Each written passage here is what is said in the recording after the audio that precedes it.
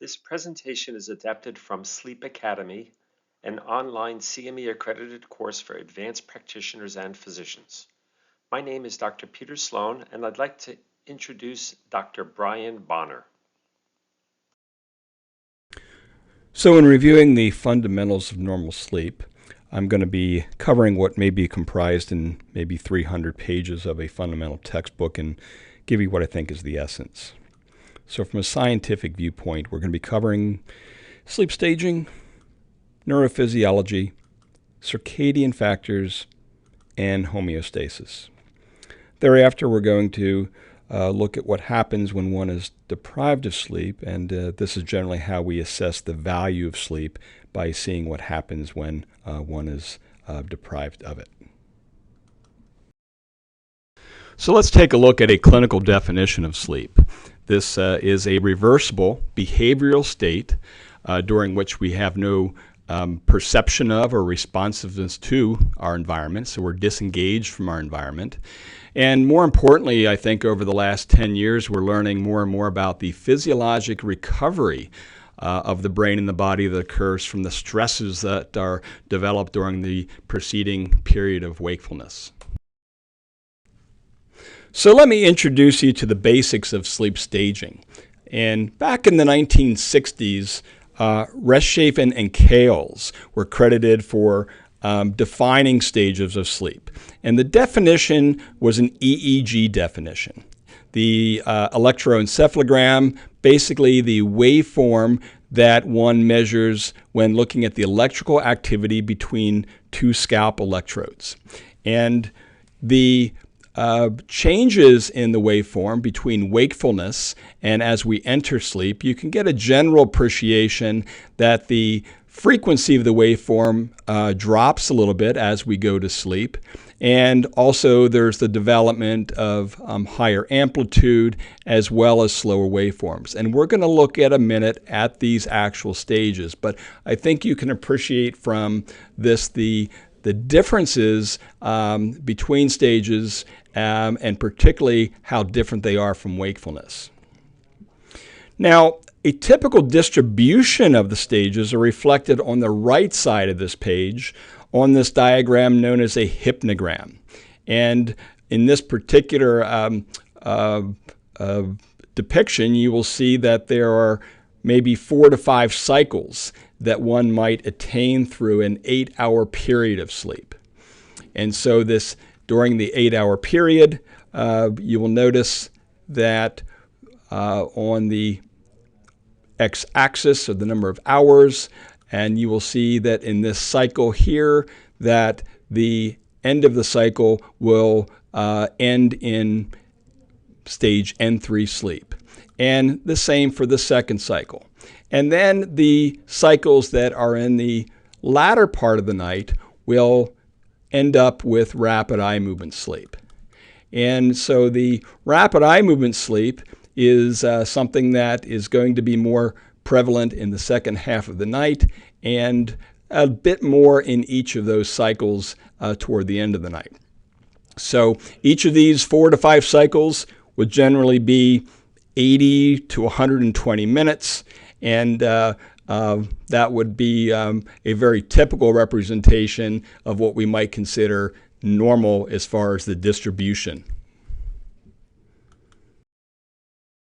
So let's take a closer look at some of these stages.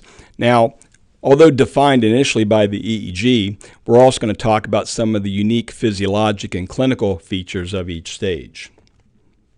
It's important to note that in the transition from wakefulness to stage 1 sleep, that there around this point would be a high frequency waveform that becomes slower. And this would be the onset of sleep or stage 1 sleep in approximately this area.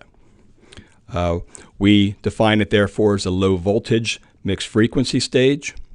It is a light stage of sleep that one can be generally fairly easily awakened from. And it only lasts several minutes. In most situations, 1 to 5 minutes, and that's it for stage 1. Stage 2 appears to be a very important stage of sleep because we spend half of our sleep in this stage. EEG characteristics include the sleep spindle, a very high frequency burst of activity. Also, these K complexes, which are a high amplitude, low frequency isolated wave. And these are what primarily define stage 2 sleep. On any given night, we do spend more than 50% of our time in stage 2. There is an increase in cerebral blood flow and also an elevation by 2 to 3 units in partial pressure of our carbon dioxide. So we hypoventilate a little bit during stage 2 sleep. There is a reduction in blood pressure, heart rate, and maybe a drop in our O2 saturation by 1 or 2 points. There's also a reduced metabolic demand in the brain, and this is confirmed by several modalities, including PET scanning, that shows this reduced activity. This is also an important stage for memory consolidation and cellular recovery of the neurons. There appears to be a mechanism where we're dumping out metabolic waste into our extracellular space and then cleared during this stage. So when sleep staging was first defined, there was actually stage 3 and stage 4, and these stages were characterized by these very low frequency waves or slow waves of very high amplitude. And stage 3 didn't have as predominant amount of it as stage 4 did, but in 2008 the American Academy defined what we now know as N3, combining those two stages into one. This slow wave activity represents the synchronous activity of neurons between the hypothalamus and the cerebral cortex, therefore felt to be very deep sleep, our deepest stage in fact, and often difficult to awaken someone out of this stage of sleep. Therefore, delta sleep or slow wave sleep are synonyms. We do know that this occurs predominantly in the first third of the night. Most experts believe that this is the most restorative stage of sleep and provides the greatest amount of recovery of the cells throughout the brain. There's a protective effect from having obstructive apneas when we enter this stage of sleep. It's also a state of sleep linked to the secretion of growth hormone, why it's very important in children. With all these good things going on, unfortunately, the quantity of stage N3 declines as we get older. So every decade of our life, we have less stage N3, and therefore, by the time we're in our 70s and 80s, we may have very little of it. So stages 1, 2, and N3 are collectively known as non-REM sleep and different in many ways from rapid eye movement sleep. As we take a look at REM sleep, there are some clear unique features, and the first is that the EEG has what some consider to be a sawtooth appearance. If you've got a good imagination, I think you can go with this and say that it kind of looks like the edge of the blade of a saw. The EMG is the muscle activity, and that activity during REM sleep is quite unique in that there is a dramatic, almost a paralysis of the muscles, a dramatic reduction in muscle activity in all the skeletal muscles. So the diaphragm is still intact as far as activity. The eyes are moving rapidly, but otherwise almost all of the muscles are essentially paralyzed. So during REM sleep, the paralysis of the tongue may make obstructive apnea worse.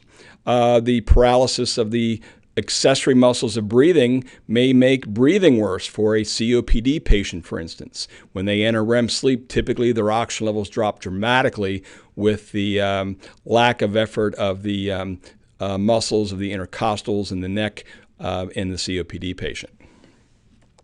So the EMG then will show the rapid eyes, and otherwise not much going on in those other muscles except for the diaphragm.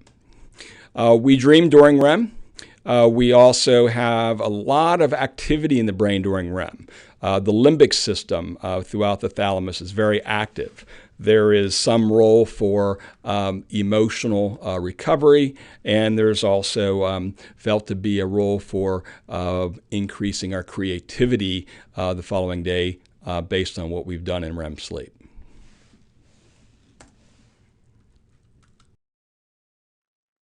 If you'd like to learn more, please visit our educational center at pulmonaryandsleepacademy.com, where we have 70 hours of self-paced online CME-accredited courses covering pulmonary, sleep, cardiology, and critical care medicine.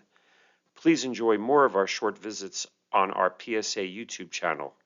You can purchase our full courses with an exclusive 10% discount code using YouTube10.